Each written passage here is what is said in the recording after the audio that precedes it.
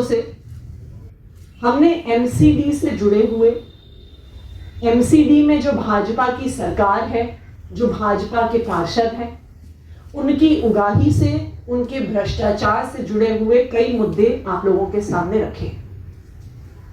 आज भी एक ऐसा महत्वपूर्ण मुद्दा हम आपके सामने लेके आए हैं।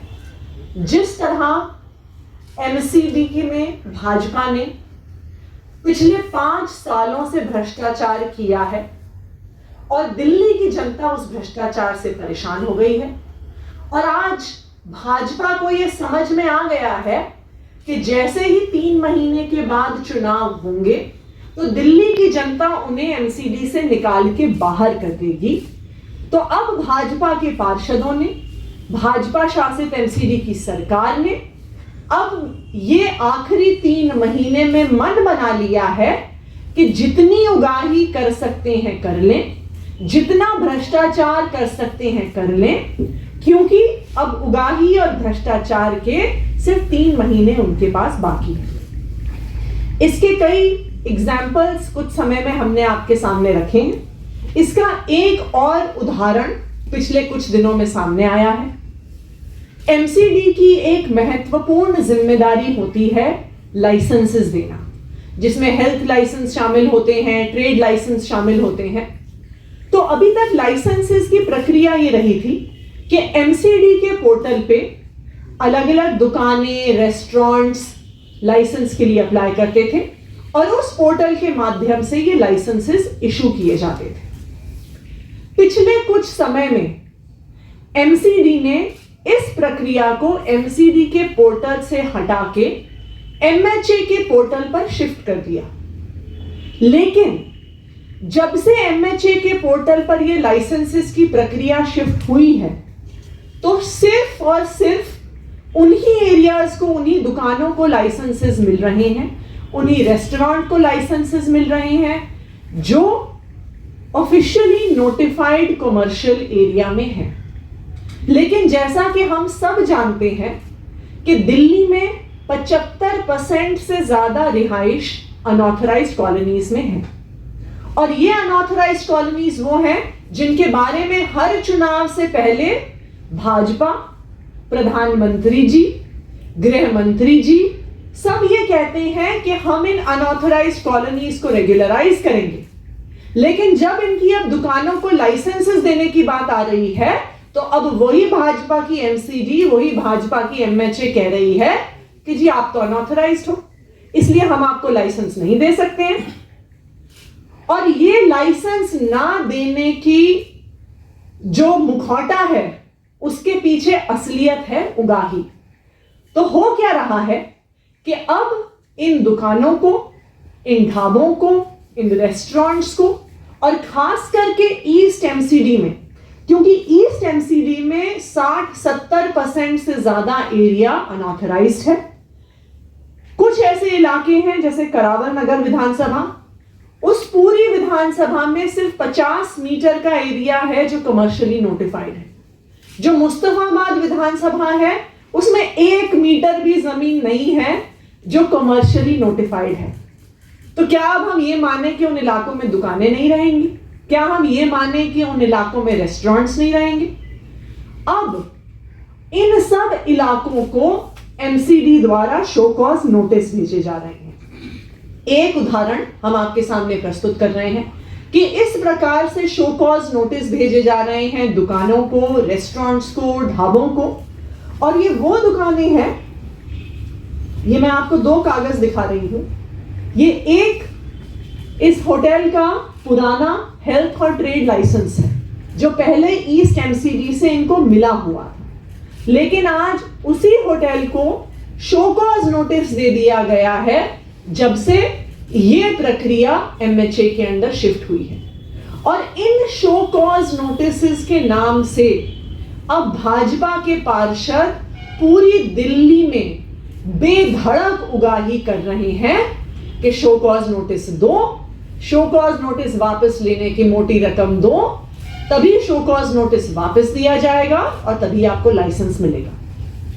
हमारा यह सवाल है एमसीडी से कि आप इतने सालों से इन दुकानों से, इन होटल से, इन रेस्टोरेंट से आप कमर्शियल रेट पे प्रॉपर्टी टैक्स ले रहे हैं, आप इन दुकानों से कन्वर्जन चार्ज ले रहे हैं, आप इन दुकानों से पार्किंग चार्ज ले रहे हैं, तो एकदम से आप आज दिसंबर 2021 में पहुंचकर एकदम से आपने उन्हें शो कॉज नोटिस कैसे दे दिया? जब आप उनसे कमर्शियली खुद लेते आए हैं प्रॉपर्टी टैक्स, कन्वर्जन चार्जेस लेते आए हैं जो कमर्शियल एरियाज में होते हैं, कन्वर्जन चार्जेस के साथ पार्किंग चार्जेस लेते आए हैं, तो ये बहुत स्पष्ट है कि ये सिर्फ और सिर्फ उगाही का एक नया तरीका है। भाजपा को पता है कि सिर्फ 3 महीने का समय बाकी है, इस 3 महीने में जितनी ज्यादा से ज्यादा उनको जेब भरनी है, उनका ये पूरा प्रयास है। जी आतिशी जी, मेरा सवाल है कि क्या पहले तो आप कह रहे हैं कि एमसीडी के पोर्टल से एमएचए शिफ्ट कर दिया है, इज इट पॉसिबल? क्या ये नियम के अनुसार है? दूसरी चीज़, कल ईडीएमसी के महापौर ने बयान दिया है जिसमें उन्होंने कहा कि केंद्र से डायरेक्ट पैसा लेना तो एक नियम के विरुद्ध है, पॉसिबल ही नहीं है। दूसरा, उन्होंने ये भी बोला कि हमने कभी संकल्प पत्र में ये चीज़ लिखा ही नहीं कि दिक्कत होगी तो हम केंद्र सरकार से पैसा लाएंगे। मैं ईडीएमसी के महापौर जी को जरूर कुछ मनोज तिवारी जी की प्रेस कॉन्फ्रेंसेस के लिंक भेजूंगी। जब 2017 में एमसीडी का चुनाव हुआ था, तब मनोज तिवारी जी दिल्ली प्रदेश अध्यक्ष थे भाजपा के, जिन्होंने बार बार ये बयान दिया था कि आप एमसीडी में भाजपा को लेके आइए तो हम सीधा केंद्र सरकार से पैसे लेंगे और एमसीडी की जो भाजपा की फाइनेंशियल मिसमैनेजमेंट की वजह से कंगाली की हालत है उसको दूर करेंगे। तो मेरे ख्याल से ये सवाल अगर महापौर जी अपने पार्टी के ही नेताओं से पूछें तो बेहतर रहेगा। वो चाहेंगे तो हम मनोज तिवारी जी की प्रेस कॉन्फ्रेंस का लिंक उन्हें भेज देंगे। दूसरी बात, देखिए पोर्टल चाहे आप एमएचए पे डालिए चाहे आप एमसीडी पे डालिए, उससे फर्क नहीं पड़ता।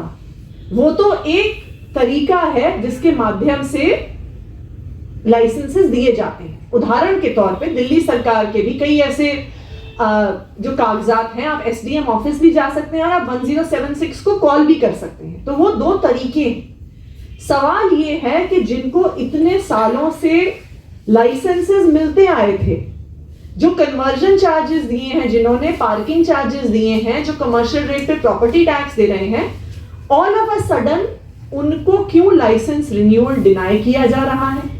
आप जब उनसे कमर्शियल प्रॉपर्टी टैक्स ले रहे थे तो आप डिफैक्टो रिकग्निशन दे रहे हैं इस बात को कि वो कमर्शियल एरियाज हैं। तो ये स्पष्ट है कि दिसंबर 2021 में उनके लाइसेंसेस किस लिए रोके गए हैं? वो इसलिए रोके गए हैं कि उगाही के आखिरी 3 महीने हैं और इन उगाही के आखिरी 3 महीनों में भाजपा के पार्षद, भाजपा के नेता अपनी जेब भरना चाहते हैं। अतिशी भीड़ इकट्ठी हो रही है, जहाँ कोरोना प्रोटोकॉल की बात हो रही है, वहीं रैली में इतनी भीड़ जुटाना, तो क्या पॉलिटिकल पार्टीज के पास कोई और तरीका नहीं है चुनाव प्रचार का, उसे इस तरीके की भीड़ ना जुटानी पड़े? नहीं, देखिए ये एक मैटर ऑफ कंसर्न तो है ही और हमने बहुत क्लोज नजर रखी हुई है खास करके हॉस्पिटल एडमिशंस पे कि किस तरह से केसेस फैल रहे हैं और खास करके कितने केसेस सीरियस हो रहे हैं। और मुझे लगता है कि उसके अनुसार चाहे सरकारें हो, चाहे पॉलिटिकल पार्टीज हो, चाहे इलेक्शन कमीशन खुद हो, इसके अनुसार हमें लगता है कि कई सारी एक्टिविटीज को कब तक अलाउ करना है, किस तरह अलाउ करना है, इस पर सभी सरकारों को और पॉलिटिकल पार्टीज को कड़ी नजर बना के रखनी है। रैली के अलावा कोई और ऑप्शन नहीं है क्या? वर्चुअली किसी के को संबोधित करना या कोई और ऑप्शन नहीं है क्या आप लोगों के पास? देखिए ये एक हम जिस देश में रहते हैं वहां पे बहुत ज्यादा एक अनइक्वल एक्सेस है इंटरनेट का। तो खास करके ऐसे इलाकों में जहाँ पे लो इनकम कम्युनिटीज हैं, खास करके ग्रामीण इलाकों में उस तरह का वर्चुअल संबोधन संभव नहीं है। लेकिन फिर भी ये एक महत्वपूर्ण सवाल है। मुझे लगता है कि सरकारों को और इलेक्शन कमीशन को और पॉलिटिकल पार्टीज को इस पर बिल्कुल विचार करना होगा, खास करके अगर केस बढ़ते हैं और उससे भी ज्यादा जरूरी है कि अगर हॉस्पिटल के एडमिशंस बढ़ने शुरू हो जाते हैं तो मुझे लगता है कि इस पूरे इशू पे सबको मिलकर विचार करना होगा। लेकिन एक सवाल ये भी उठ रहा है कि 2 डोज मैंडेटरी कर दिया है पंजाब में, आप रेस्टोरेंट जाइए, आप बस में जाइए, तो रैली के लिए ये रूल क्यों नहीं अप्लाई किया जाता? इस पर आपका क्या कहना है, क्योंकि आपकी भी रैलियां होती हैं? देखिए हमें ये लगता है कि अगर कोई भी नियम कानून बन रहा है तो वो यूनिफॉर्मली सब जगह अप्लाई होना चाहिए। और हमारा तो सबसे आग्रह ये है कि कोई भी अगर ऐसा व्यक्ति है जिसने अभी तक कोविड की वैक्सीन नहीं लगवाई है तो वो जरूर अपनी दोनों डोज वैक्सीन की ले ले, क्योंकि वैक्सीन सिर्फ इसलिए जरूरी नहीं है कि हमारा खुद का बचाव होता है, वैक्सीन इसलिए भी जरूरी है कि वो इस बीमारी को बड़े स्केल पे फैलने से रोकती है। अगर आपने वैक्सीन लगवाई हुई है तो चांसेस ये हैं कि आप बीमारी को ट्रांसमिट भी नहीं करेंगे आगे। तो अगर कुछ ऐसे लोग हैं जिन्होंने अभी तक कोविड वैक्सीन नहीं लगवाई है, हमारी उनसे ये भी अपील है, चाहे वो दिल्ली में है, चाहे वो उत्तर प्रदेश में है, चाहे वो उत्तराखंड में है, पंजाब में है, दिल्ली के भारत के किसी भी हिस्से में है, तो हमारा उनसे आग्रह है कि वैक्सीन की दोनों डोजेस जरूर लगवाएं।